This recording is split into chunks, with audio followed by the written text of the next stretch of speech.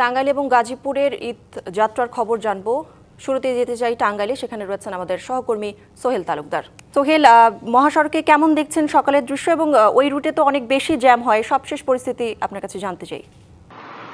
মহাসড়কের এখন পর্যন্ত যে দৃশ্য, সেই দৃশ্য যে মধ্যরাত থেকে যেটি শুরু হয়েছে একেবারে চন্দ্রা থেকে যমুনা সেতু পর্যন্ত এই মহাসড়কের প্রায় 70 থেকে 75 কিলোমিটার যে অংশ রয়েছে সেই অংশের এই চিত্র। বেশিরভাগ সময় গাড়িগুলি দাঁড়িয়ে থাকছে এবং অল্প কিছু সময় গাড়িগুলি চলছে এবং সেই চলার গতি ঘন্টায় 5 থেকে 10 কিলোমিটার গতিবেগে সেই গাড়িগুলি এক স্থান থেকে অন্য স্থানে যাচ্ছে। এটির বড় কারণ যেটি আমরা জেনেছি বা বিভিন্ন সময় আমরা সেটি বলছি, সেটি হচ্ছে যে যমুনা সেতুর যে ধারণ ক্ষমতা 12,000 গাড়ি, সেই 12,000 গাড়ি থেকে যখন এটি 50,000-এর উপরে অধিক যখন এই মহাসড়কের চাপ, গাড়ির স্রোত চলে বা পারাপারের যে সক্ষমতা সেটি অতিক্রম করে, সেই সময় কিন্তু এই মহাসড়কের সেতু দিয়ে ঠিকভাবে যানবাহন চলাচল করতে পারে না।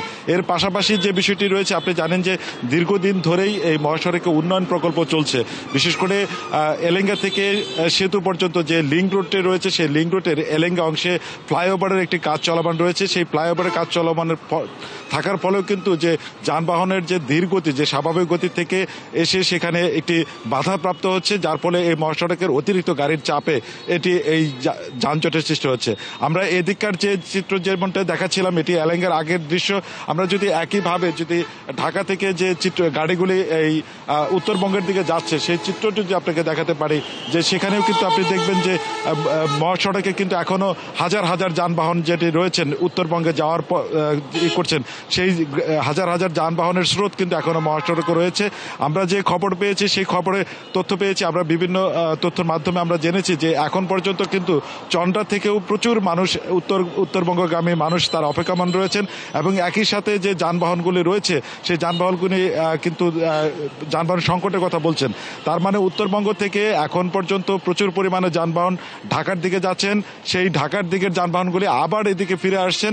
ফিরে আসার ফলে যে এই যে মহাসড়কে একটি স্রোত, সেই স্রোত তৈরি হয়েছে এবং এই স্রোতটি সাধারণত বিকাল বা সন্ধ্যা নাগাদ এটি স্বাভাবিক পরিস্থিতি হতে পারে বলে জানিয়েছেন সংশ্লিষ্টরা। সোহেল, ধন্যবাদ আপনাকে। দর্শক, গাজীপুর থেকে মাহমুদা শিকদার অপেক্ষা করছেন। মাহমুদা, আপনার কাছে একটু জানতে চাই যে ঈদ যাত্রায় শেষ সময়ে মহাসড়কের চিত্র কেমন দেখছেন?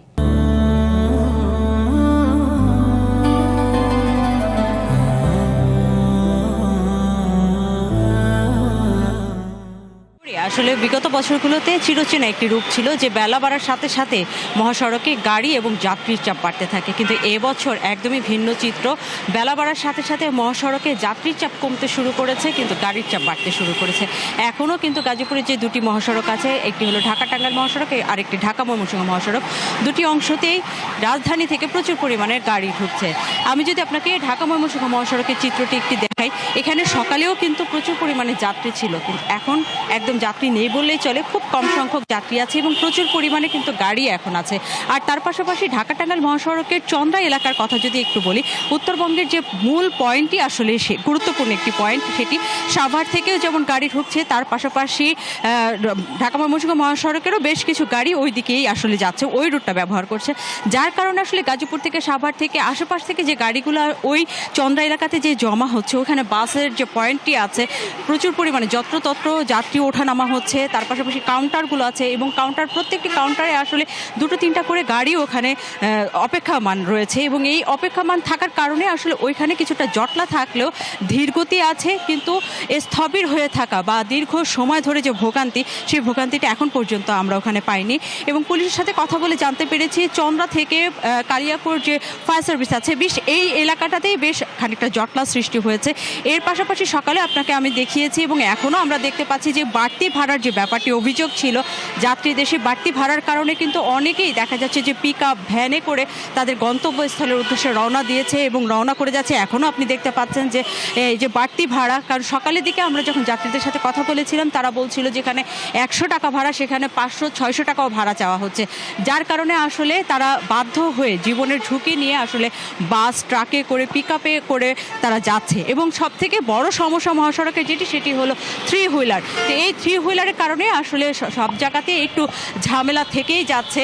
আসলে পুলিশের যে কঠোর নজরদারি, সেই কঠোর নজরদারির পরেও আসলে এটি একটি পুলিশের ব্যর্থতা, যে কারণে ঈদের যাত্রাটি যতটুকু শান্তি এবং স্বস্তিদায়ক হওয়ার কথা ছিল, এই থ্রি হুইলারের কারণে বেশ কিছুটা ভোগান্তিতে পড়তে হয়েছে যাত্রী চালক সকলকে। এই ছিল এখন পর্যন্ত দুটি মহাসড়কে পাওয়া সর্বশেষ তথ্য। মাহমুদা, ধন্যবাদ আপনাকে।